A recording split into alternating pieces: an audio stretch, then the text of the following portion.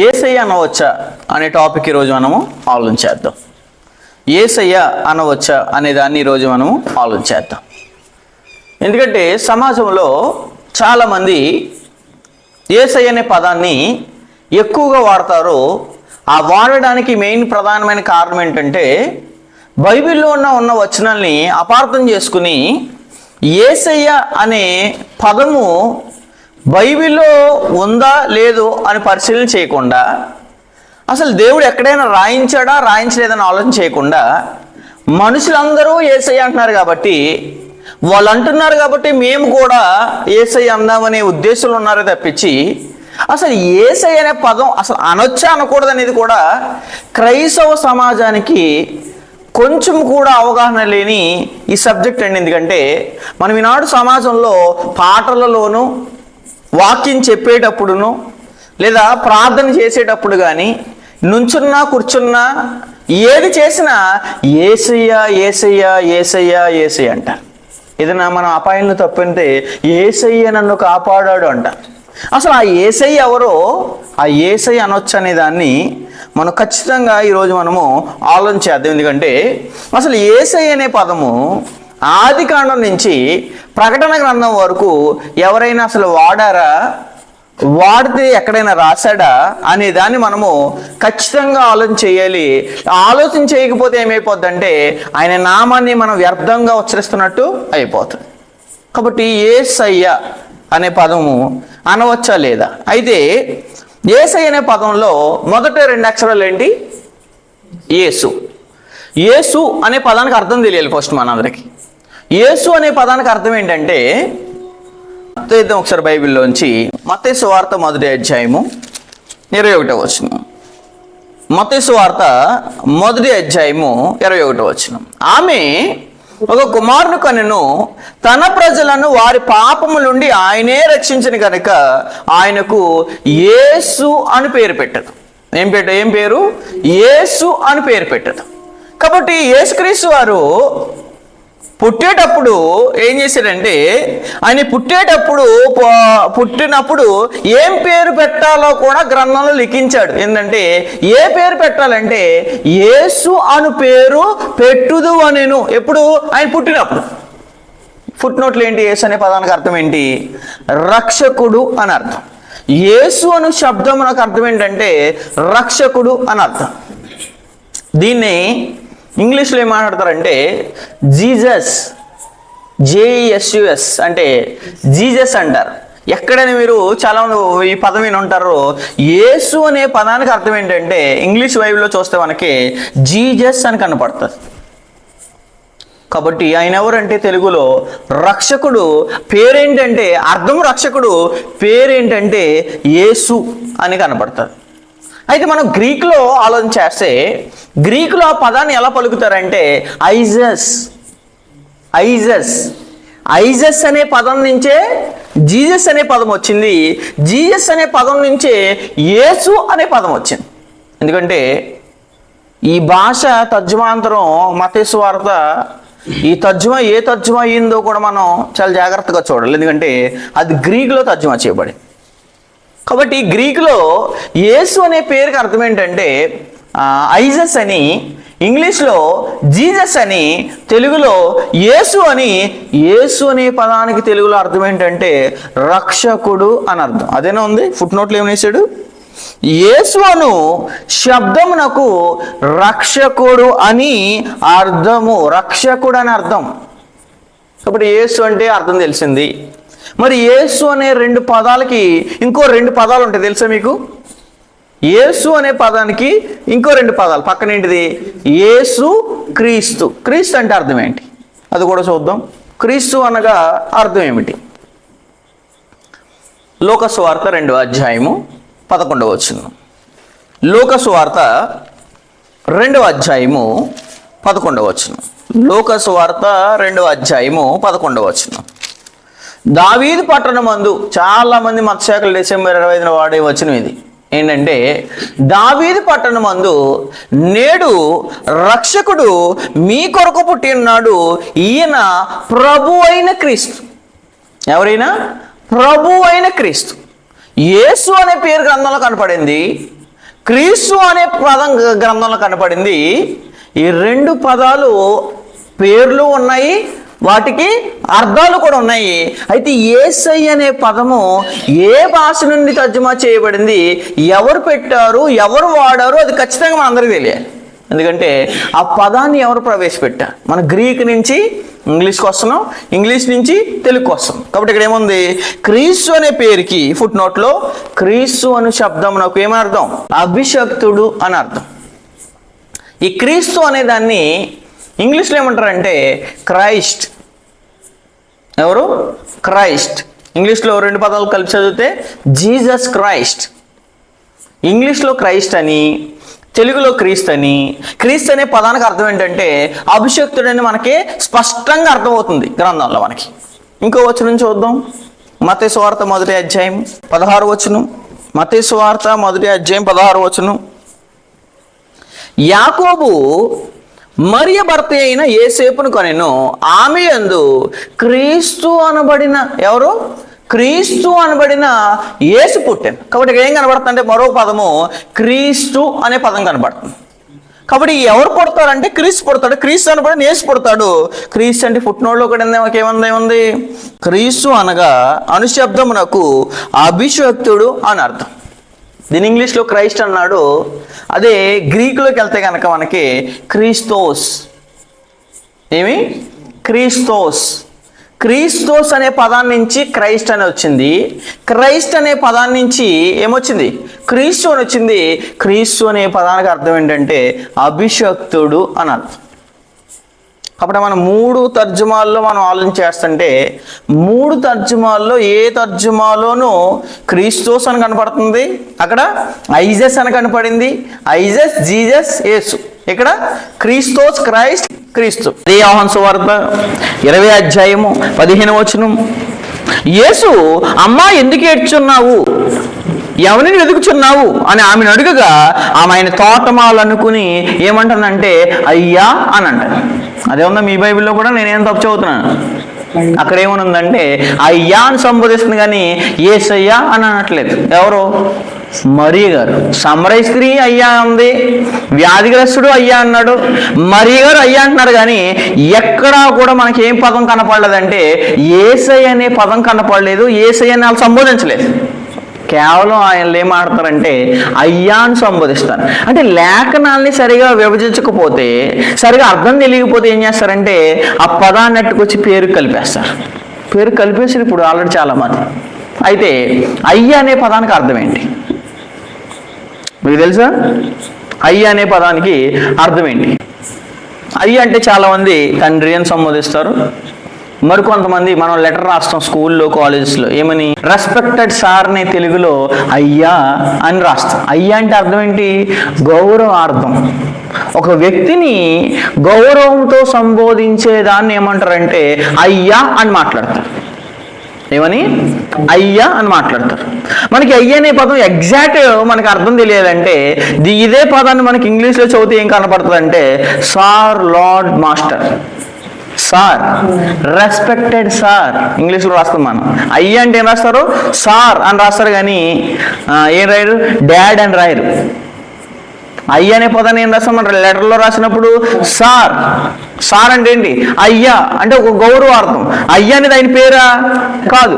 మనం ఏం చేస్తున్నాం? ఒక వ్యక్తిని పిలిచేటప్పుడు అయ్యా అని సంబోధిస్తున్నాం. కాబట్టి ఇంగ్లీష్లో అర్థం ఏంటంటే సార్, లార్డ్, మాస్టర్.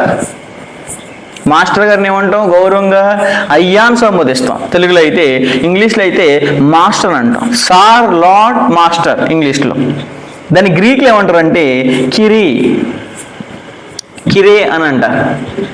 KYRIE, కిరే అనే పదాన్ని ఎక్కడ వాడాడంటే గ్రీక్లో వాడాడు.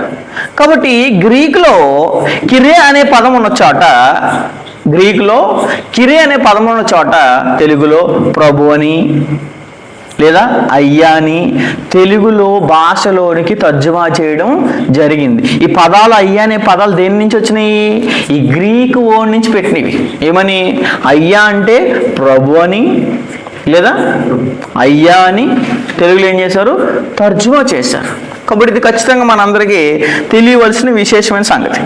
కాబట్టి యేసుని తెలుగులో కూడా మనకేం కనపట్లేదు, యేసయ్య అని కనపట్లేదు. ఇది ఆయనకి యేసయ్య అనే పేరు పెట్టుదు అని అన్నాడు ఎక్కడైనా?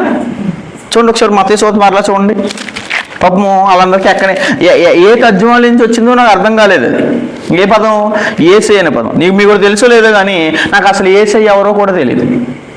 మీకు తెలుసో లేదు, నాకు యేసయ్య అనే వ్యక్తి కూడా ఎవరో తెలియదు. నాకు యేసు తెలుసు, క్రీస్తు తెలుసు, ప్రభువు తెలుసు, రాజు తెలుసు, దేవుని కుమారుడు తెలుసు, దేవుడు తెలుసు, కానీ యేసయ్య అనే వ్యక్తి ఎవరో నాకైతే ఇప్పుడు దాకా బైబిల్లో ఎంతో ఎతికాను కానీ ఎక్కడా కనపడలేదు. చదువుదాం ఒకసారి. మత్తయి సువార్త 1:21. తెలుగు భాషలోకి తర్జుమా చేయడం పరిశుద్ధ గ్రంథంలో యేసుని అయ్యా అని సంబోధించడం మనం చూసాం ఆల్రెడీ. అయితే అక్కడ చూడండి 1:21 ఏమనుంది? యేసు అని శబ్దం నాకు ఆమె ఒక కుమారునికను ఆయన అనేక పాపముల నుండి తన ప్రజలను ఏం చేస్తాడంట? రక్షిస్తాడని చెప్పాడు. గనుక ఆయనకు యేసు అను పేరు పెట్టుదువు అని చెప్పేశాడు. కాబట్టి యేసయ్య అని పేరు పెడదాం అనలేదు, యేసు అని పేరు పెడదాం అన్నాడు. కాబట్టి నేను గ్రీకులో చూసిన ఏం కనపట్లేదు, యేసయ్య అనే పదం కనపట్లేదు. ఇంగ్లీష్లో చూసిన యేసయ్య అనే పదం కనపట్లేదు. ఆఖరికి తెలుగులో చూసిన యేసు అనే పదం కనపడదు కానీ యేసయ్య అనే పదం కనపడలేదు. అయ్యా అని కనపడింది. అయ్యా అంటే అర్థం ఏంటంటే సార్, లార్డ్, మాస్టర్. ఈ 3 పదాలు ఇంగ్లీష్ అయితే కిరే అనే పదము గ్రీక్ వర్డ్ నుంచి, గ్రీక్ లెటర్ ఏంటంటే కిరే, KYRIE. కాబట్టి ఈ పదాన్ని నుంచి తర్జుమా చేయబడింది ఇంగ్లీష్ అయితే, ఇంగ్లీష్ అని తర్జుమా చేయబడిందే తెలుగు. కాబట్టి ఎవరినైనా అడగండి, యేసయ్య అనే పదము హెబ్రీ భాషలోంచి వచ్చిందా, గ్రీకు భాషలోంచి తర్జుమా చేయబడిందా, పోనీ బయట ఏ ఇతర భాషలో అయినా తర్జుమా చేయబడిందని ఆ పదాన్ని చెప్పండి. ఎందుకంటే ఆ పదం మనకి ఎక్కడ ఖచ్చితంగా కనపడదు. ఎందుకంటే 2 తర్జుమాలు ఉన్నాయి. ఎక్కడ? బైబిల్. ఆదిమ భాషాంతరం దేని అయింది? హెబ్రీ, గ్రీక్ నుండి అయింది. కాబట్టి హెబ్రీలోను చూసినా మనకు కనపడదు, గ్రీకులోని చూసినా మనకి ఖచ్చితంగా కనపడదు. ఏ పదం అంటే యేసయ్య అనే పదం. అయితే వీళ్ళు ఏ భాషలోంచి తెచ్చారు ఈ పదాన్ని అడగాలి, మనం ప్రశ్నించాలి మనం. ఎందుకంటే ఎవరికో అలా ప్రశ్న వేసుకుంటే ఈ పదం మనిషి ఊహల్లోంచి వచ్చిందా లేదా బైబిల్లోంచి వచ్చిందా అనేది ఖచ్చితంగా స్పష్టంగా వచ్చేస్తుంది. అయితే మరొక ప్రశ్న వేద్దాం. ఏంటంటే యేసుని బైబిల్లో ఏమని సంబోధించారు ఎక్కువగా? యేసుక్రీస్తు వారిని బైబిల్లో ఎక్కువ ఏమని సంబోధించారు అనే దాన్ని మనం చూద్దాము. ఒకసారి మత్తయి సువార్తని స్టార్ట్ చేద్దాం. మత్తయి సువార్తని స్టార్ట్ చేద్దాం. మత్తయి సువార్త 1వ అధ్యాయము 1వ వచనం. మత్తయి సువార్త 1వ అధ్యాయము 1వ వచనం. అబ్రహాము కుమారుడగు దావీదు కుమారుడైన యేసయ్య వంశావళి. మన వాళ్ళు అలాగే చదువుతారు. ఎక్కడ మత్స్యాకలో తెలుసా మీరు ఎప్పుడైనా? అసలు యేసుక్రీస్తు గారిని స్పష్టంగా ఎప్పుడు చదివినట్టు కూడా నాకు ఎప్పుడు కనపడలేదు. యేసయ్య వంశావళి అన్నది అక్కడ యేసుక్రీస్తు వంశావళి. నెక్స్ట్ 16వ వచనంలో యాకోబు మరియు యోసేపును కనెను, ఆమె యందు క్రీస్తు అనబడిన యేసు పుట్టెను అని చెప్పేశాడు. కొన్ని మీరు 2 వచనాలు చూపిస్తున్నారు. బైబిల్లో ఎక్కడైనా యేసుకి ఈ పదం ఎక్కడైనా వాడాడంటే ఎక్కడా మనకు కనపడదు. 21వ వచనం ఆల్రెడీ చదివేస్తాం. 22 చదువుదాం. ఇదిగో కన్యకగా గర్భవతివై కుమారుని కన్నును, ఆయనకు ఏమని పేరు పెడతారు? ఇమ్మానుయేలు అని పేరు పెట్టదు. ఏ పేరు? ఇమ్మానుయేలు. యేసయ్య అనే పేరు కాదు. ఏ పేరు? ఇమ్మానుయేలు. అంటే దేవుని కుమారుణ్ణి యేసుక్రీస్తు వారిని బైబిల్లో ఏమని సంబోధించారంటే యేసు అనేది కనపడింది, క్రీస్తు అనేది కనపడింది, యేసు క్రీస్తు అని కనపడింది. ఇక్కడ ఏం కనపడింది? ఇమ్మానుయేలు అని కనపడ్డది. కానీ ఈ మత్తయి సువార్తలోనే ఏమని కనపడలేదు? యేసయ్య అని కనపడలేదు. 25వ వచనం. ఆమె కుమారుని కను వరకు ఆమెను ఎరగకుండాను అతడు ఆ కుమారునికి ఏ పేరు ఇప్పుడు ఎక్కడైనా రాయాలి కదా, ఇక్కడ కూడా ఏమన్నాడు? యేసు అను పేరు పెట్టుదు. పోనీ అక్కడ ఒక రాజు ఉన్నాడు, ఆ రాజుకేం తెలియదు కదా. 2వ అధ్యాయంకి వద్దాం. రాజైన హేరోదు దినములందు యూదయ దేశపు బెత్లెహేములో యేసు పుట్టిన పిమ్మట, ఎవరు పుట్టిన పిమ్మట? యేసయ్య పుట్టాడు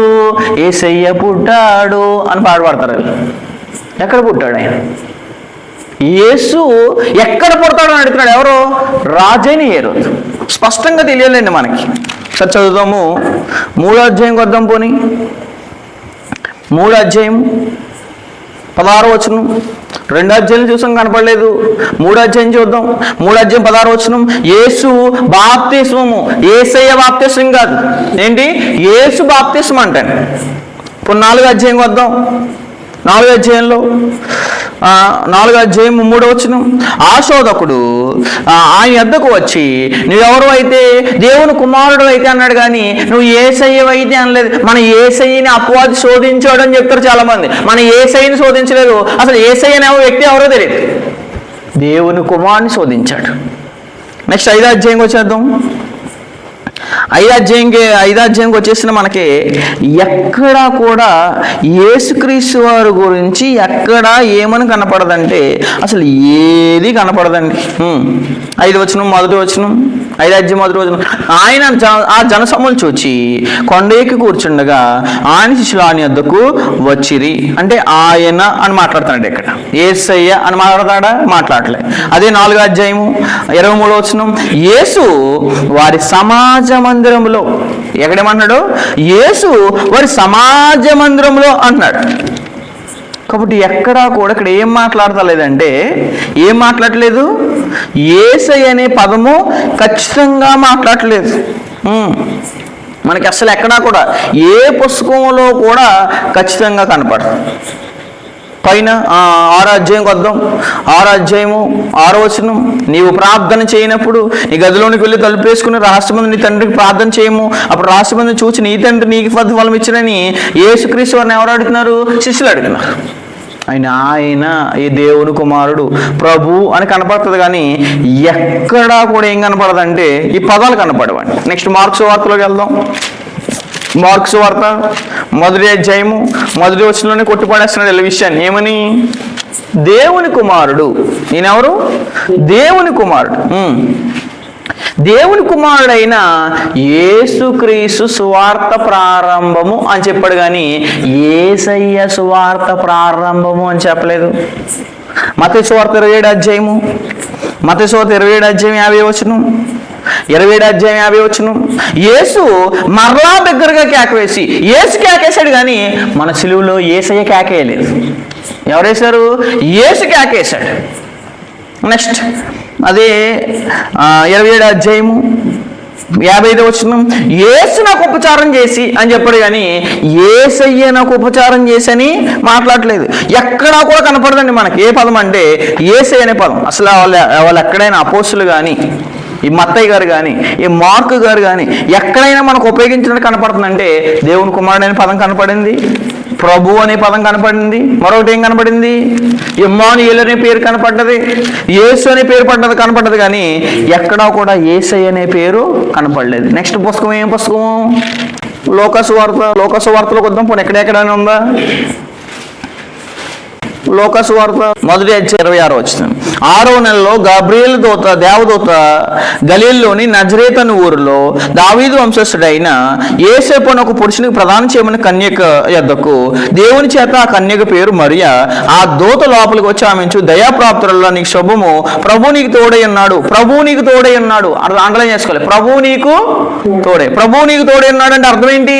ఏ పదానికి అర్థం అది? మత్తయి సువార్త 1:22కి వచ్చేయండి. మత్తయి సువార్త 1:22. ఇమ్మానుయేలు అనే పేరుకి ఏమని అర్థము? ప్రభువు తోడని అర్థం. అదే పేరు చూడండి 23వ వచనం. అని ప్రవక్త తన ద్వారా పలికిన మాట నెరవేరినట్లు ఇదంతా జరుగును. ఇమ్మానుయేలు అనే పేరునకు భాషాంతరమున దేవుడు మనకు తోడని అర్థం. అందుకే ఇక్కడ ఏమన్నాడు? ప్రభువు తోడు అని చెప్పేస్తున్నాడు. ఎవరు? దేవుడు తోడు. కాబట్టి 31వ వచనం చెప్పేస్తాడు, ఇదిగో నీవు గర్భము ధరించి, లోక 1:31, ఇదిగో నీవు గర్భము ధరించి కుమారుని కని ఆయనకు యేసయ్య అని పేరు పెట్టుదు అన్నాడా? యేసు అని పేరు పెట్టుదు. నెక్స్ట్ పుస్తకం ఏంటి? యోహాను సువార్త. యోహాను సువార్తకు వద్దాం. ఎక్కడా కూడా మనకు కనపడదండి ఏ పదం అంటే యేసయ్య అనే పదం. యోహాను సువార్త 17వ అధ్యాయం 3వ వచనం. యోహాను సువార్త 17వ అధ్యాయము 3వ వచనం, 17:3 చదువుదాం ఒకసారి. అక్కడ ఏమన్నాడు? ఆయన ప్రార్థన చేస్తున్నాడంట. ఏమని? అద్వితీయ సత్యదేవుడు అయిన నిన్నును నీవు పంపును యేసయ్యని ఎరగాలి అని చెప్తారు. మీకు ప్రసంగాలు చూడండి. ఎవరిని ఎరగాలి? మనం అందరం దేవుణ్ణి, తండ్రిని ఎరగాలి. అలాగే ఎవరిని ఎరగాలంటే యేసయ్యని కూడా ఎరగాలంట. యేసయ్యని కాదు, ఎవరిని ఎరగాలి? యేసుక్రీస్తుని ఎరగాలి. అదే 18వ అధ్యాయం 1వ వచనం. యేసు ఈ మాటలు చెప్పాడు కానీ యేసయ్య ఈ మాటలు చెప్పానట్లేదు. అదే 18వ అధ్యాయం 4వ వచనం. యేసు తనకు సంభవింపబోనని అన్నాడు. ఇక్కడ ఏమంటలేదు? యేసయ్య తనకు సంభవింపయో అంటలేదు. 5వ వచనం. వారు నజరేయుడైన యేసునని ఆయనకి ఏమయ్యాడు? ఈయన ఎవరో నజరేయుడైన యేసు అని అన్నారు కానీ నజరేయుడైన యేసయ్య అని అనలేదు. 8వ వచనం. యేసు వారితో నేనే ఆయనను అని చెప్పేశాడు. కాబట్టి యేసు అన్నారు కానీ ఎక్కడా కూడా ఏం పదం కనబట్టలేదంటే యేసు అనే పదం కనబట్టలేదు. నెక్స్ట్ పుస్తకం ఏంటి? అపోస్తుల కార్యములు. ఎలా చూపించాలంటే చాలా వచనాలు ఉంటాయి. అపోస్తుల కార్యములు 4వ అధ్యాయం 10వ వచనం. అపోస్తుల కార్యములు 4వ అధ్యాయము 10వ వచనం. 4వ అధ్యాయము 10వ వచనం. ఇశ్రాయేలు ప్రజలందరూ తెలుసుకోవాల్సింది ఏమనగా మీరు సిలువ వేసినట్టు మృతుల్లో నుండి దేవుడు లేపినట్టు నజరేయుడైన మృతుల్లో నుండి ఎవరు లేపాడు? దేవుడు యేసయ్యను లేపాడు కాదు, యేసుక్రీస్తుని లేపాడు. ఎవరు? తండ్రి తన కుమారుడైన యేసుక్రీస్తును మృతులలో నుండి లేపాడు కానీ యేసయ్య లేచాడు, యేసయ్య లేచాడు, యేసయ్య పుట్టాడు, యేసయ్య లేచాడు అని అంటారు కానీ యేసయ్య లేకలేదు. ఎవరు లేచారు? యేసుక్రీస్తు లేచారు. చదువుదాం. అదే అపోస్తుల కార్యములు 10వ అధ్యాయము 36వ వచనం. అదే అపోస్తుల కార్యములు 10వ అధ్యాయం 36వ వచనం. ఆయన అందరికీ ఎవరు? ప్రభు. యేసుక్రీస్తు అందరికీ ప్రభు. యేసయ్య అందరికీ ప్రభు కాదు. అదే అపోస్తుల 16వ అధ్యాయం 18వ వచనం చూద్దాం. 16-18. 16వ అధ్యాయము 18వ వచనం. ఆమె ఇలాగూ అనేక దినములు చేయుచుండెను గనుక పౌలు వ్యాకులపడి దాని వైపు తిరిగి నీవు ఈమెను వదిలిపోమ్మని ఎవరి నామమున? నిజంగా చూడండి, అబద్ధ బోధకుల్ని యేసయ్య నామములో ఈ దయ్యం వెళ్ళిపోవాలంట. ఖచ్చితంగా వెళ్తుంది. ఎందుకంటే ఆయన ఏ నామాన్ని ఉచ్చరిస్తున్నాడు? యేసయ్య నామాన్ని. కానీ ఇక్కడ పౌలు ఏ నామాన్ని ఉపయోగిస్తున్నాడు? యేసుక్రీస్తు నామం. యేసుక్రీస్తు అంటే దయ్యాలకి తెలుసు కానీ యేసయ్య అంటే ఎవరికి దయ్యాలకి తెలియదు. మరి ఏ పదం వాడుతున్నారు, ఏ నామం వాడుతున్నారు ఖచ్చితంగా తెలియాలి. అదే అపోస్తలుల 15వ అధ్యాయం 25వ వచనం. 15-25. కనుక మనుషులను ఏర్పరిచి మన ప్రభు అయిన యేసుక్రీస్తు పేరు కొరకు ఎవరెవరు అప్పగించుకున్నారంట? బర్నబా, పౌలు అను మన ప్రియులు. కాబట్టి పౌలు, బర్నబా ఏ పేరు కొరకు అప్పగించుకున్నారు? యేసుక్రీస్తు పేరు కొరకు. ఈనాడు మేము సేవకు మమ్మల్ని ఎవరు పిలిచారంటే యేసయ్య పిలిచాడు. యేసయ్య పేరు కొరకు రాలేదు, యేసుక్రీస్తు అను పేరు కొరకు. అదేనుందా? యేసుక్రీస్తు అని పేరు కొరకు అన్నది కానీ యేసయ్య పేరు కొరకు అనలేదు. నెక్స్ట్ పుస్తకం ఏంటి? రోమాపత్రిక. రోమాపత్రిక 1వ అధ్యాయం 1వ వచనం. యేసుక్రీస్తు దాసుడు ఎవరు? పౌలు గారు. యేసయ్య దాసుడు కాదు. యేసయ్య యేసయ్య యేసయ్య, ఇక నోరు విప్పితే యేసయ్య, పాటలతో యేసయ్య, ప్రసంగాలు చెప్తే యేసయ్య. అసలు యేసయ్య ఎవరో ప్రపంచానికి చెప్పేవాళ్ళు, ఆయన గురించి పరిచయం చేసేవాళ్ళు ఎవరు లేరు. ఎందుకంటే ఆయన ఎవ్వరికీ తెలీదు. అసలు బైబిల్లోనే యేసయ్య అనే వ్యక్తి లేడు. యేసుక్రీస్తు ఉన్నారు, దేవుని కుమారుడు ఉన్నాడు, ఇమ్మానుయేలు ఉన్నారు కానీ యేసుక్రీస్తు లేరు. అదే రోమపత్రిక 1:7 లాస్ట్ 2 వచనాలు. యేసుక్రీస్తు వారుగా ఉండుటకు పిలువబడి ఉన్నారు. మీరు అందరూ ఎలా పిలువబడి ఉన్నారంట?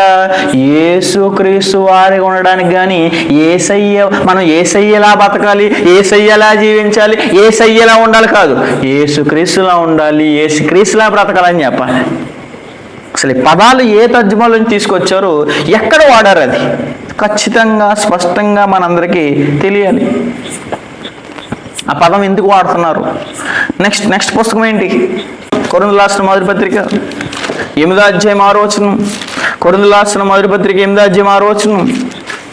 8-6. ఆకాశమందైనను భూమి మీదైనను దేవతలు అనబడిని ఉన్నను మనకొక్కడే దేవుడు ఉన్నాడు, ఆయన తండ్రి. ఆయన నుండి సమస్తము కలిగెను, ఆయన నిమిత్తం మనం ఉన్నాము, మరియు మనకు ప్రభు ఒక్కడే. ఆ ప్రభు పేరేంటంట? యేసుక్రీస్తు, యేసయ్య కాదు. కాబట్టి అందరికీ ఆయన ప్రభు అయితే ఆయన ఎవరంటే యేసుక్రీస్తు అని చెప్తున్నాడు. నెక్స్ట్ పుస్తకం ఏంటి? కొరింథీయులకు రాసిన 2వ పత్రికలో ఎక్కడేం చెప్పాడు? పోనీ మొదటి అధ్యాయం 1వ వచనం. ప్రారంభంలోనే వీళ్ళు చెప్పిన తప్పుని తెలిసిపోతుందండి మనకి. దేవుని చిత్తం వలన క్రీస్తు అని కనపడ్డది. యేసు యొక్క పౌలు గారు ఏమనుకున్నారు? యేసు యొక్క అపోస్తలుడు, యేసయ్య అపోస్తలుడు కాదు. అందుకని క్రీస్తు యేసు యొక్క అపోస్తలుడైన పౌలు. 3వ వచనం. కనికరము చూపు తండ్రి సమస్తమైన ఆదరణ అనుగ్రహించి దేవుడు మన ప్రభు అయిన యేసుక్రీస్తు, మన ప్రభు అయిన యేసయ్య కాదు. యేసయ్య అనే పదం ఎక్కడా వాడినట్టు కనపడతలేదు, కానీ ఈనాడు సమాజంలో ఎక్కువగా వినపడుతుంది ఏంటంటే ఏ పదం అంటే యేసయ్య, యేసయ్య నాకంటూ అంటున్నారు. ఇంకా పాటలు రకరకాలండి. నెక్స్ట్ పుస్తకం ఏంటి? గల్తీలు ఎక్కడైనా ఉందమ్మా? చూడండి, 1వ అధ్యాయం 1వ వచనం.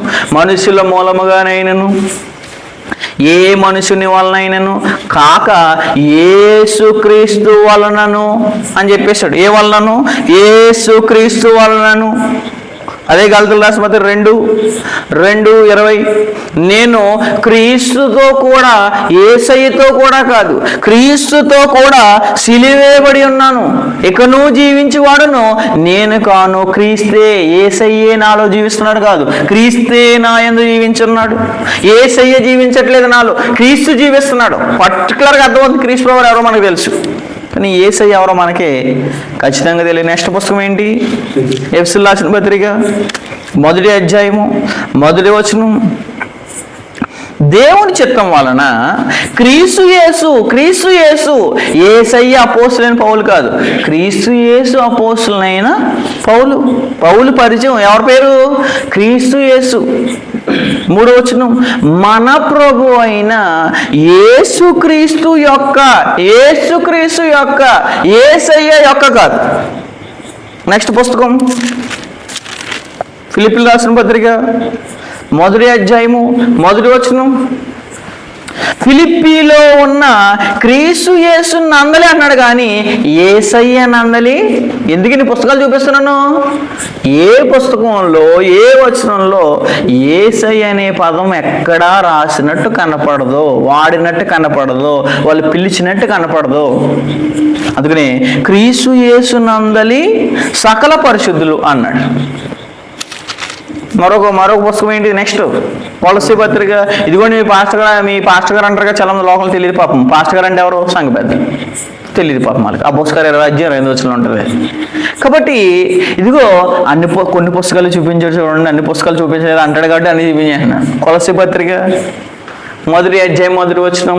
కొలస్సీయలో ఉన్న పరిశుద్ధులకు అనగా క్రీస్తు నందు, యేసయ్య నందు కాదు, క్రీస్తు నందు. నెక్స్ట్ పుస్తకం తెస్సలోనికీయులకు రాసిన 1వ పత్రిక. నెక్స్ట్ 1వ అధ్యాయం 1వ వచనం. 1వ అధ్యాయం 1వ వచనం. తండ్రి అయిన దేవుని యందు ప్రభు అయిన యేసుక్రీస్తు నందు, యేసయ్య నందు కాదు. యేసయ్య నువ్వు లేకపోతే నా జీవితం లేదయ్యా అని పాటల్లో ఇష్టం వచ్చినట్టు ఆ పదాలు ఉపయోగించడం. కూర్చుంటే యేసయ్య, తుమ్మితే యేసయ్య, నవ్వితే యేసయ్య, దగ్గితే యేసయ్య. అసలు ఆ యేసయ్య ఎవరు అంటే బైబిల్లో అపోస్తలులకు కనపడలేదు, ఆదిమ సంఘానికి కనపడలేదు, ఇప్పుడు వెతుకుతుంటే మనకు కూడా కనపడదు. ఇన్ని పుస్తకాలు ఎక్కడైనా ఒక పదమైన రాయాలా? ఎక్కడైనా రాయలేకపోయినా వాడితే కనుక ఎక్కడా కనపడలేదు. నెక్స్ట్ తెస్సలోనికీయులకు రాసిన 2వ పత్రిక 1వ అధ్యాయం 1వ వచనం. మన తండ్రి అయిన దేవుని యందును ప్రభు అయిన క్రీస్తు నందును అన్నాడు, యేసయ్య నందు అంటలేదు. నెక్స్ట్ పుస్తకం తిమోతి పత్రిక. సగం పుస్తకాలు అయిపోయినప్పటికీ మనకి తిమోతి రాసిన 1వ పత్రిక మొదటి అధ్యాయము మొదటి వచనం, ప్రారంభ వచనాలే దొరికేస్తారండి వీళ్ళందరూ. మన రక్షకుడైన దేవుని యొక్కయు మన నిరీక్ష అయిన క్రీస్తు యేసు అన్నాడు కానీ యేసయ్య యొక్కయు. ఇది బాధాకరం బాధాకరం ఇంకోటి చెప్తున్నా ఏంటంటే, క్రీస్తు సంఘాలు అనబడే సైతము యేసయ్యనే పదాలు వాడుతున్నా. ఇంకా వాళ్ళకి వాక్యం ఏం తెలుసు? క్రీస్తు యేసు యొక్కయు అన్నాడు. నెక్స్ట్ పత్రిక తిమోతికి రాసిన 2వ పత్రిక, అది కూడా ప్రారంభ వచనమే. క్రీస్తు యేసునందున్న జీవమును కూర్చిన వాగ్దానం. అంటే వాగ్దానం దేని యందు ఉంది? క్రీస్తు యేసునందు ఉంది కానీ యేసయ్యనందు వాగ్దానం లేదు. నెక్స్ట్ పత్రిక తీతు పత్రికలో చూద్దాం ఒకసారి. అక్కడ కూడా ఎక్కడైనా ఉందా? సత్య విషయమైన అనుభవజ్ఞానము నిమిత్తమును దేవుని దాసుడును యేసుక్రీస్తు అపోస్తలుడైన పౌలు. యేసయ్య అపోస్తలుడైన పౌలు కాదు. నెక్స్ట్ పత్రిక ఫిలోమోను రాసిన పత్రిక. అక్కడ నేను చెరసాల్లో పడింది యేసయ్య గురించి నేను దెబ్బలు తిన్నాను, యేసయ్య గురించి ఖైదీ అయ్యాను, యేసయ్య గురించి కొట్టించుకున్నాను కాదు. ఎవరు ఖైదీ? నేను. ఫిలోమోను పత్రికలో చెప్తున్నాడు క్రీస్తు యేసు ఖైదీ, యేసయ్య ఖైదీ కాదు. యేసయ్య ఖైదీ అయితే ఉపయోగం ఉండదు, క్రీస్తు యేసు ఖైదీ అవ్వాలి. హెబ్రీ పత్రిక అక్కడ కూడా చెప్పేశాడు ఏమని? మొదటి అధ్యాయము 2వ వచనం, ఈ దినముల అంతమందు కుమారుడు అన్నాడు కానీ యేసయ్య అనలేదు, కుమారుడు అన్నాడు. నెక్స్ట్ 2వ అధ్యాయము 9వ వచనంలో థర్డ్ లైన్ చూడండి. అక్కడ తక్కువ వాడుగా చేయబడిన యేసు మరణం పొంది. ఎవరు మరణం పొందారు? మన యేసయ్య మరణం పొందాడంట. యేసయ్య కాదు మరణం పొందింది, యేసు మరణం పొందాడు. హెబ్రీ పత్రిక తర్వాత యాకోబు రాసిన పత్రిక మొదటి అధ్యాయము మొదటి వచనం, దేవుని యొక్కయు ప్రభు అయిన యేసుక్రీస్తు యొక్కయు, యేసయ్య యొక్కయు కాదు, యేసుక్రీస్తు యొక్కయు దాసుడైన యాకోబు ఎవరంటే ఆయన ఖచ్చితంగా ఖండితంగా ఏం చెప్తాడంటే, నేను దేవుని యొక్కయు క్రీస్తు యేసు యొక్కయు దాసుని కానీ యేసయ్య దాసుడిని కాదు. నెక్స్ట్ యాకోబు రాసిన పత్రిక తర్వాత పేతురు రాసిన మొదటి పత్రిక మొదటి అధ్యాయము మొదటి వచనం, యేసుక్రీస్తు అపోస్తలుడైన పేతురు. పోనీ పౌలు గారు చెప్పలేదంటే పేతురు గారు చెప్పారా? యేసుక్రీస్తు అపోస్తలుడైన పేతురు. యేసయ్య అపోస్తలుడైన పేతురు కాదు. నెక్స్ట్ పేతురు రాసిన 2వ పత్రిక మొదటి అధ్యాయము మొదటి వచనం, యేసుక్రీస్తు దాసుడును అపోస్తలుడైన సీమోను పేతురు మన దేవుని యొక్కయు రక్షకుడైన యేసుక్రీస్తు యొక్కయు. రక్షకుడైన యేసుక్రీస్తు అన్నాడు కానీ పైన కూడా యేసుక్రీస్తు అన్నాడు కానీ యేసయ్య అనట్లేదు. పోనీ పైన రాయిపోతే కింద రాయచ్చంటే ఎక్కడ రాయట్లేదు. నెక్స్ట్ పత్రిక యోహాను రాసిన మొదటి అధ్యాయం మొదటి వచనం, పోనీ అపోస్తలులైన చూశారు కదా, నేను యేసయ్యని చూచామని ఎక్కడేం చెప్పారు వాళ్ళు? చూడాలి ఏమన్నారు? జీవవాక్యమును గురించి ఆది నుండి ఏది ఉండునో మేము ఏది వింటుమో. చాలా జాగ్రత్తగా వినాలి. ఎవరో లోకలో సొంత జ్ఞానంతో చెప్పేస్తే పదం వాడకూడదు. అది యేసయ్య మేమేం చెప్పామో అది చెప్పాలి. మేము కళ్ళారా చూసాం, చేతులారా తాకాం, మేము నిదానించి చూచాము, అదే మీకు తెలియజేస్తున్నాము. ఆ జీవం ప్రత్యక్షమాయను, తండ్రి యొద్ద నుండి మాకు ప్రత్యక్షమైన ఆ నిత్య జీవనం మేము చూచి ఆ నిత్య జీవనకు సాక్షించు దాన్ని మీకు తెలియజేది. అదేమంటున్నాడు 3వ వచనంలో, మాతో కూడా మీకును సహవాసం కలిగినట్లు మేము చూచిన దానిని విని దానిని మీకును తెలియజేస్తున్నాము.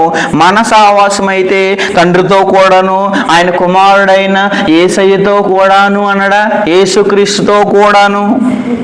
నెక్స్ట్ పత్రిక యోహాను రాసిన 2వ పత్రికలో కూడా ఏమన్నాడు అక్కడ చూద్దాం ఒకసారి. 7వ వచనం, యేసుక్రీస్తు శరీరధారి అయి వచ్చానని.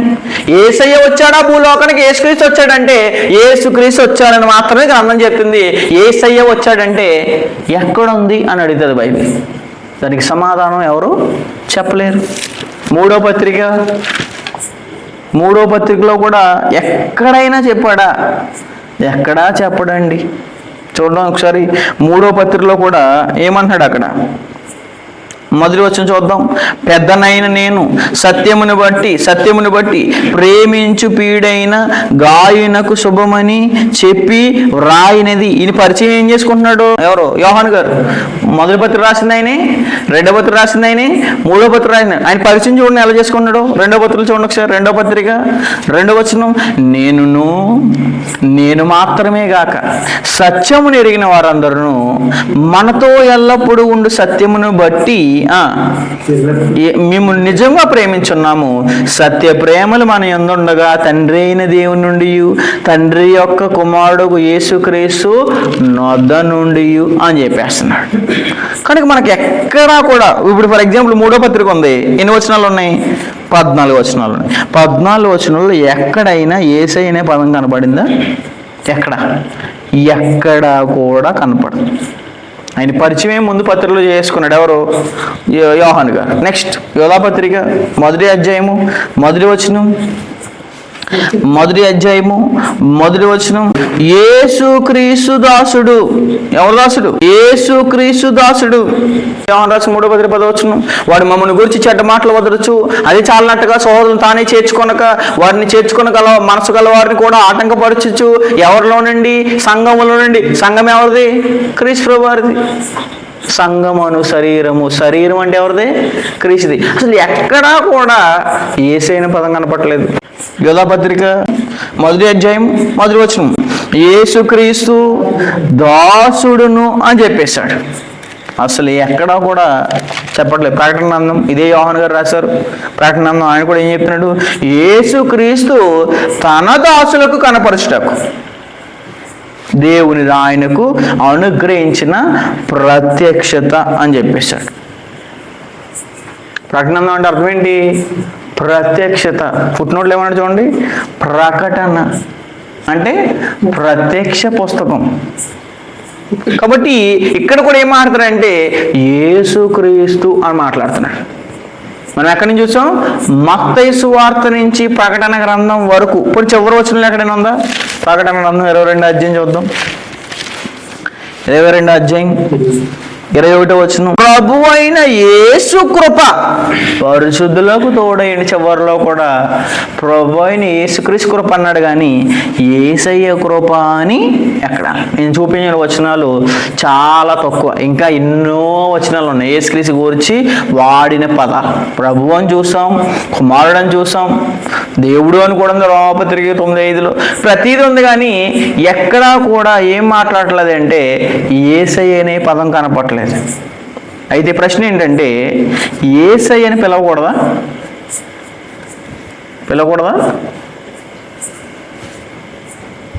ఈనాడు క్రైస్తవంలో అనేక మంది వాక్యాన్ని తనకు అనుగుణంగా మార్చుకుని యేసయ్య అనే గౌరవప్రదమైన పదాన్ని పేరుకు కలిపేశారు. ఎవరో? ఈనాడున్న క్రైస్తవులు అనబడేవారు.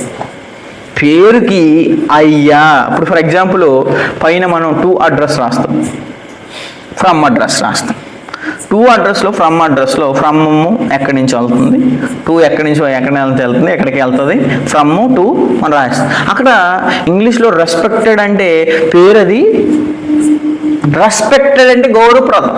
అయ్యా లెటర్, అయ్యా నా మనవి అని రాస్తాం మనం. అయ్యా కిరణ్ అనే నేను, ఉపేంద్ర అనే నేను అని పేర్లు రాస్తారు. పేరు ఎందుకు రాస్తున్నారు? మీ పేరు ఒకటి ఉంది కానీ రాసే పర్సన్కి గౌరవార్థంగా రెస్పెక్టెడ్ సార్ అయ్యా అని మాట్లాడుతున్నాను. అయ్యా అనే దాన్ని ఇప్పుడు పేరు కలిపేస్తే కిరణ్ అయ్యా అనొచ్చా? కిరణ్ పేరు. ఉపేంద్ర పేరు, ఉపేంద్ర అయ్యా అంటే కుదరదు. ఆధార్ కార్డు ఒప్పుకోదు, అలాగే బైబిల్ ఒప్పుకోదు. ఇక్కడైతే కిరణ్ అని పిలవాలి, ఉపేంద్ర అని పిలవాలి. కానీ పిలిస్తే ఎలా పిలవచ్చు? మళ్ళీ అయ్యా అని పిలవచ్చు కానీ ఎలా పిలవకూడదు? యేసయ్య అని పిలవకూడదు. అంటే ఒక వచనానికి మన నచ్చిన ధోరణిలో మన పదాలను కలపకూడదు. నీ జ్ఞానాన్ని బట్టి రాళ్ళ దగ్గర. పేతురు రాసిన 2వ పత్రిక, పేతురు రాసిన 2వ పత్రిక 1వ అధ్యాయము 20-21 వచనాలు. ఎందుకంటే చాలా మంది కలిపి చెరిపేస్తున్నారండి బైబిల్ని. ఒకడు తన ఊహను బట్టి చెప్పుట వలన లేఖనములో ఏ ప్రవచనము మొదట పుట్టదని గ్రహించుకొనవలెను అని చెప్పేశాడు. ఎవరు ఊహను బట్టి కదంట? మనిషిని ఊహను బట్టి ఎప్పుడూ కలగలేదని మనం గ్రహించుకోవాలంట. అదేంటండి ఎంతోమంది వాడుతున్నారు కదా అని ఎవరు చూపిస్తున్నారండి ఇక్కడ కూడా మనల్ని ఆధారం? మనిషిని కాదు, వాక్యాన్ని చూపించాలి. ఎంతో మంది వాడుతున్నారు కదా, పెద్ద పెద్ద ప్రసంగికులు వాడుతున్నారు కదా అని అంటే గ్రంథం తెలియని ఎంత పెద్ద ప్రసంగికుడైనా వాడతాడు. ఆఖరికి అపవాది కూడా యేసుక్రీస్తు వారిని యేసయ్య అని కూడా సంబోధించలేదు. కానీ వీళ్ళు అసలు ఎక్కడి నుంచి తీసుకొచ్చారో కూడా కనపట్లేదు. ఏ పదం? యేసయ్య అనే పదం. అందుకని 21 వచనంలో ఏం చెప్తున్నాడు? అనగా ప్రవచనము ఎప్పుడును మనుషుని ఇచ్చ అంటే కోరిక, నీకు నచ్చినట్టు వాడేసుకోకూడదు. బైబిల్ వాడుకుంటాక దాని ప్రకారంగా నడవడానికి అన్నప్పుడు నీకు నచ్చినట్టు మార్చేసుకోకూడదు, నచ్చినట్టు మలుచుకో. ఎంతో పెద్ద వాదకులు వాడతానంటే ఆ వాడేదానికి నేను అదే అడిగాను ఇంతకేమని, ఏ భాష నుంచి, ఏ తర్జుమా నుంచి పదం వచ్చింది?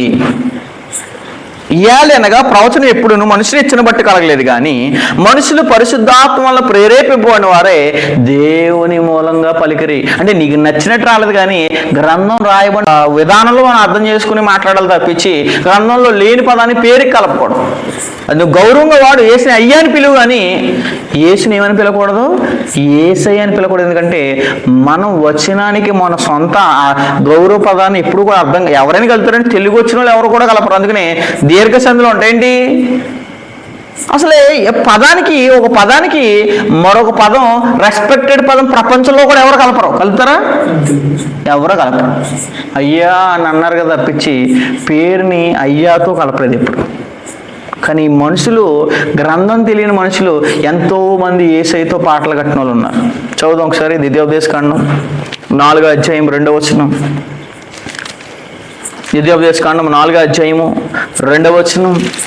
ద్వితీయోపదేశకాండము 4వ అధ్యాయం 2వ వచనం చదువుదాం.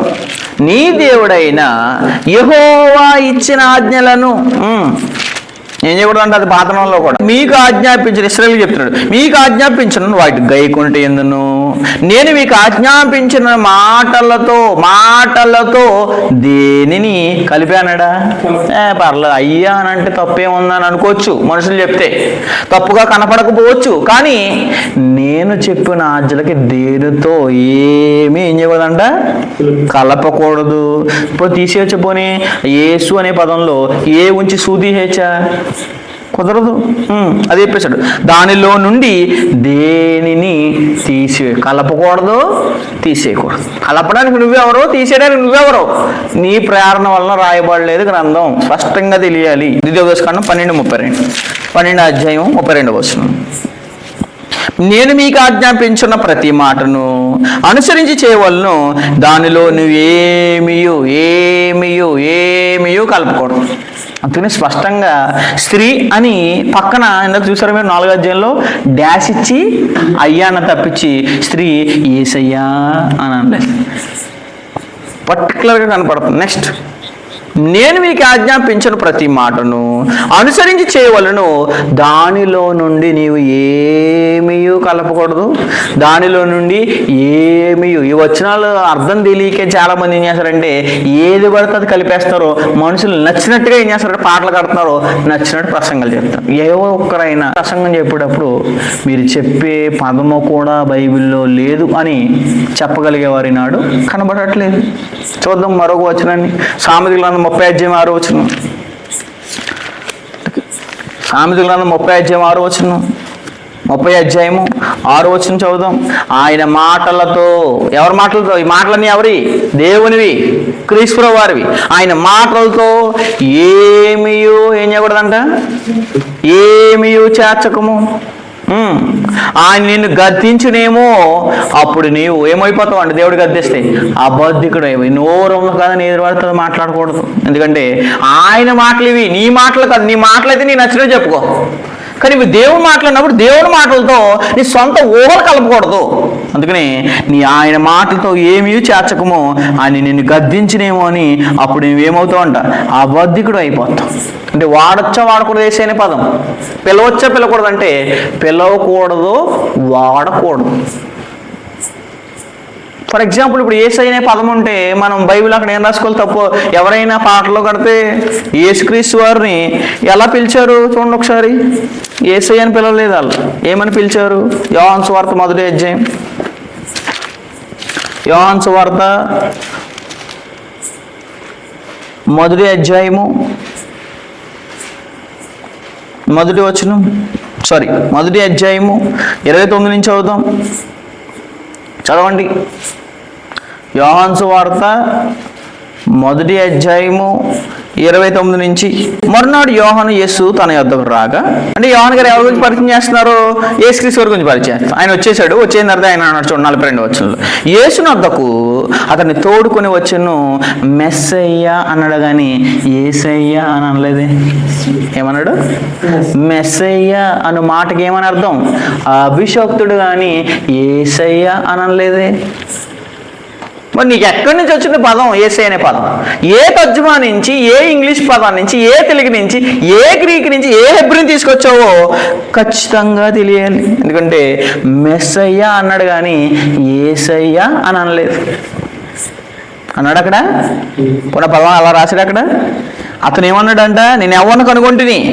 మెస్సయ్యని కనుగొంటిని అన్నాడు కానీ యేసయ్యని కనుగొంటిని అని చెప్పట్లేదు. కాబట్టి మనకు స్పష్టంగా ఖచ్చితంగా మనందరికీ ఏం చేయాలంటే తెలియాలండి ఏ పదాలు వాడుతున్నారు, వాళ్ళు ఏ పదాలు వాడతలేదు. ఈనాడు సమాజంలో ఏ పదాలు వాడుతున్నారు? 41లో కూడా చూడండి. ఇతడు మొదట తన సహోదరుడైన సీమోను చూచి, మేమెవరు కనుగొన్నాం?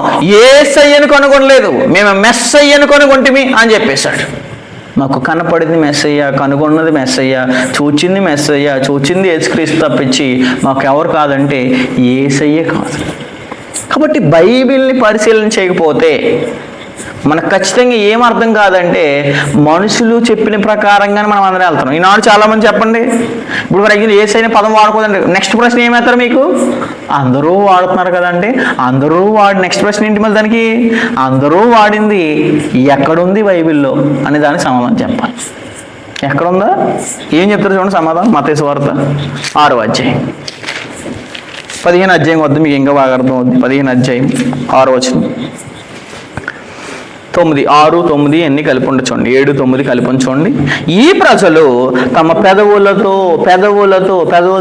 యేసయ్య అమ్మా నువ్వు నాకెవరో తెలియదమ్మా అంటాడు. అక్కడే కొంతమంది వచ్చారు యేసుక్రీస్తు దగ్గరికి 7వ అధ్యాయులు, మత్తయి సువార్త 7వ అధ్యాయులు. ఎవరు వస్తారు? మేము మీ నామం దయ్యం వెళ్ళగొట్టలేదా, అద్భుతాలు చేయలేదా, సూచకులు చేయలేదా అంటే అప్పుడు ఏమంటే యేసుక్రీస్తు వారు అక్రమము చేయవారు అన్నాడు. ఎక్కడ? మత్తయి సువార్త 7:21లో చూడండి. అలాంటి వాళ్ళని తెలియదు అన్నాడంటే యేసయ్య అనే వాళ్ళని తెలుస్తుంది అంటాడండి. 7:21 ప్రభువా మత్తయి సువార్త 7:21 ప్రభువా నన్ను పిలిచి ప్రతివాడును పరలోక రాజ్యంలో ప్రవేశింపడు కానీ తన తండ్రి చిత్త ప్రకారము ఆదిన ముందు అనేకులు నన్ను చూచి ప్రభువా ఇప్పుడైతే యేసయ్య అని అన్నారు అనుకోండి. ఏమన్నాడు ఆయన చూడండి 23లో, అప్పుడు నేను మిమ్మును ఎన్నడును. ఏం చెప్పింది చేస్తున్నారా? మనుషులు చెప్పింది చేస్తున్నారా? 15వ అధ్యాయంకి వచ్చేయండి. 15వ అధ్యాయము ఇప్పుడు ఏ సమాధానం 9వ వచనం, ఈ ప్రజలు తమ పెదవులతో నన్ను గణపరచరు కానీ వారి హృదయం నాకు దూరంగా ఉన్నది. మనుషులు కల్పించిన పద్ధతులు. ఏ పద్ధతులు? మనుషులు కల్పించిన పద్ధతులు. ఏం చెప్తాడంటే ప్రపంచంలో ఎంతమంది పెద్ద పెద్ద బోధకులు వాడుతున్నారు కదంటే ఏ బోధకుడికి వాక్యం తెలియదు. మనుషుడు కల్పించిన పద్ధతి. ఈ వర్డ్ తీసుకొచ్చింది, ఈ వర్డ్ కలిపింది ఎవరంటే మనిషి తప్పించి పరిశుద్ధాత్మ చెప్పలేదు, యేసుక్రీస్తు వారు చెప్పలేదు. యేసుక్రీస్తు వారు తను పరిచయం చేసుకున్నప్పుడు కూడా ఏం చెప్పలేదు, నేను యేసయ్యను ఎక్కడ పరిచయం చేసుకోలేదు. మెస్సయ్య అంటున్నాడు, నజరేతుడు యేసు అంటున్నాడు, క్రీస్తు అంటున్నాడు, అభిషక్తుడు అంటున్నాడు, రాజు అంటున్నాడు, రక్షకుడు అంటున్నాడు, ప్రభు అంటున్నాడు కానీ ఎక్కడా కూడా యేసయ్య పదం కనపడలేదు. కానీ ఎందుకు వాడుతున్నారంటే ఎవరో వాడారు కదా అని ఇలా వాడుతున్నారు తప్పించి దానికంటూ ఆధారం ఏమీ లేదు. ప్రకటన 22వ అధ్యాయం వీళ్ళందరికీ భయంకరమైన హెచ్చరిక అది. ప్రకటన 22వ అధ్యాయం 18వ వచనం, ఈ గ్రంథమందు ఉన్న ప్రవచన వాక్యములను ఎవరికి? విను ప్రతి వానికి, చెప్పేవాడు కాదు, అది చెప్పేస్తున్నాడు కదా నేను వినేస్తానంటే కుదరదండి. మా పాస్టర్ గారు ఏమన్నారంటే ఇలా మాట్లాడేస్తున్నారు కదా ఆయన తెలుసోమో కదా అని మనం విమేత్రం అంటే నిన్ను ఎవరైనా వాక్యం చెప్పినప్పుడు పౌలు శీలవలు ఏం చేయమన్నాడు, పరిశీలించమని నువ్వేమైపోయావు. యేసు అనే పాటలో నీ మనసారా నీ చెవారా బాగా ఎందుకంటున్నావు, వినసొంపుగా ఎందుకంటున్నారు, విను ప్రతివానికి వినేవాళ్ళకి చెప్తున్నాడు అక్కడ. ఈ గ్రంథమందు ఉన్న ప్రవచన వాక్యములను వినేవాళ్ళకి చెప్పేవాళ్ళకి ఆల్రెడీ శిక్ష ఉంటుంది. ఇంక నెక్స్ట్ ఎవరికి? యేసయ్యనే పాట పడితే ఇదిగో బ్రదర్ మీరు పాడే పాట ఆ పదం తప్పు. యేసయ్య అనే ప్రసంగం చెప్పారు మీరు, యేసయ్య అనే పదము యేసయ్య నాకు అన్నీ చేశాడు యేసయ్య, అదిగోండి మీరు మెసేజ్ చెప్పిన దాంట్లో యేసయ్య అనే పదం గ్రంథం ఎక్కడ చెప్పలేదని చెప్పాలి వినేవాళ్ళు. అందుకని వినేవానికి అని చెప్తున్నాడు చూడండి. విని ప్రతివానికి నేను సాక్ష్యం ఇచ్చేది ఏమనగా ఎవడైనను వీటితో మరి ఏదైనను కలిపిన ఎడల ఈ గ్రంథంలో రాయబడిన తెగులు దేవుడు వానికి కలగజేయను. ఎవడైనను ఈ ప్రవచన గ్రంథం ఉన్న వాక్యంలో ఏదైనా తీసివేసిన ఎడల దేవుడు ఈ గ్రంథంలో రాయబడిన జీవవృక్షంలోను పరిశుద్ధ పట్టణంలోను వానికి పాలు. అంటే పరలోకం వెళ్తాడా? ఏ ప్రాబ్లం వచ్చేసింది అని అంటారు చాలా మంది. ఏమండి అయ్యి అనే పదం వాడుతున్నా నరకానికి వెళ్ళిపోతామా? ఇది కూడా ఉండదు కదా. అంత భయంకరమైన తప్పు ఏంటి అని అంట. నిజంగా వెళ్ళరామా మీరు ఎవరు? జీవవృక్షంలోను పరిశుద్ధ పట్టణంలోను వానికి పాలు చిన్న పదం వాడినందుకు ఉండదా? ఖచ్చితంగా. ఎందుకు? పరిశుద్ధాత్మక వ్యతిరేకంగా పాపం చేస్తే, వ్యతిరేకంగా పాపం చేయడం ఏంటి? ఆయన ప్రేరణతో రాయబడిన గ్రంథంలో ఎవరైనా కలిపారా తీసేశారా వారికి ఈ యుగమందైనను రాబో యుగమందైనను. చూడండి ఒకసారి మత్తయి సువార్త 12:32 12వ అధ్యాయము 32 వచనం. ఏదైనా పాపం అంటే పెద్ద పాపం అన్నట్టు చెప్తున్నారు మీరే అని అంటారు చాలా మంది.